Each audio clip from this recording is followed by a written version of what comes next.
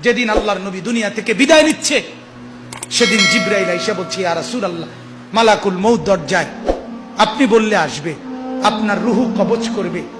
আল্লাহর নবী বলেন, আল্লাহকে জিজ্ঞেস করো জিবরাইল, আমি যদি আমার আল্লাহর কাছে যাই, আমার উম্মতের সাথে আমার আল্লাহ কি আচরণ করবেন ওটা বলো, তারপরে আমি যাব।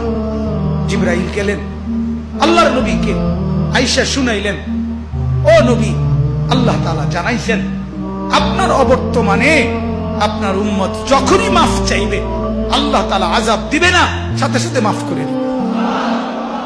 আপনি যেমন মাফ চাইছেন তখন যেমন মাফ করছে, আপনার অবর্তমানে আপনার উম্মত নিজে নিজে মাফ চাইলেও আমি আল্লাহ মাফ করে দিব। এতদিন তো কে মাফ চাইছে? নবী নিজে মাফ চাইছে। এখন তো আপনি না থাকলেও আমি ওয়াদা দিলাম, আপনার উম্মত যদি নিজে নিজেও মাফ চায় আমি মাফ করে দেব।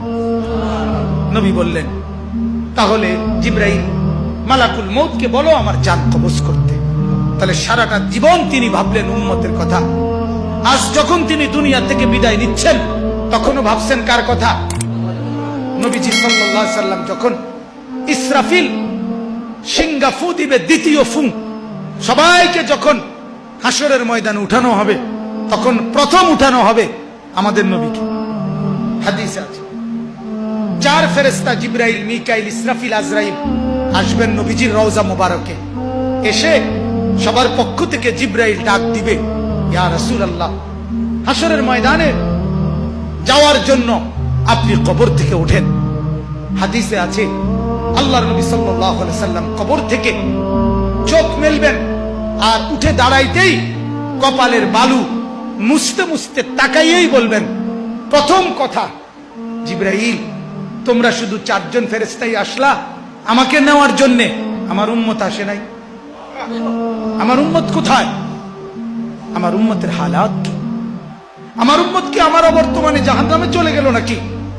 জিবরাইল তখন বলবেন, হায় ইয়া রাসূলুল্লাহ, আজও বললেন না, আজও বললেন না, আজও সেই উম্মত যাওয়ার দিনও বললেন, দুনিয়ায় থাকতেও বললেন, আজও বললেন।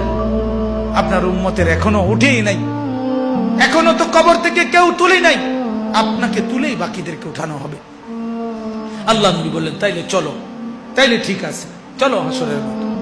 হাসরের মাঠে যাবেন সমস্ত নবী, আদম থেকে ঈসা এবং উনাদের উম্মত কিয়ামত পর্যন্ত। আমি সংক্ষেপে বলতেছি, সমস্ত নবীর উম্মত, নবীরা শুধু এক কথা বলবেন হাসরের ময়দানে, ইয়া রব্বি নাফসি নাফসি, ইয়া রব্বি নাফসি নাফসি, আয় আল্লাহ আমাকে বাঁচান, আমাকে বাঁচান। সমস্ত ফেরেশতারাও বলবে, আল্লাহ আমাকে বাঁচান। সমস্ত জিন বলবে, আল্লাহ আমাকে বাঁচান। পুরা হাসরের মাঠে একই শব্দ, আল্লাহ আমাকে বাঁচান, আমাকে বাঁচান।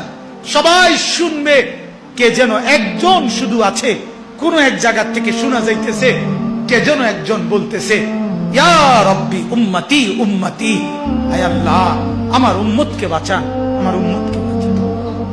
তিনি মুহাম্মদুর রাসূলুল্লাহ সাল্লাল্লাহু আলাইহি ওয়াসাল্লাম। নওজোয়ান, তোমাকে বলি, যিনি দুনিয়াতেও কাঁদলেন, যিনি কবরে যাওয়ার দিনও কাঁদলেন,